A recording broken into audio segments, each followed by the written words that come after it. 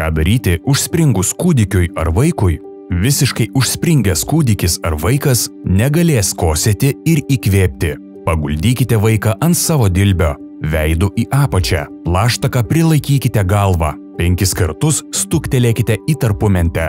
Apverskite vaiką ir 5 kartus 2 pirštais staigiai spustelėkite krūtinkaulio apačioje. Užspringusį vyresnį nei 1 metų vaiką pasiguldykite pilvu ant kelių ir 5 kartus stuktelėkite į tarpumentę.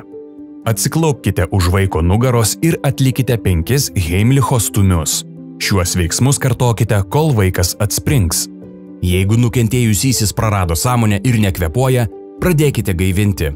Mokomąjį turinį parengė Vilniaus miesto visuomenės sveikatos biuras Vilnius sveikiau.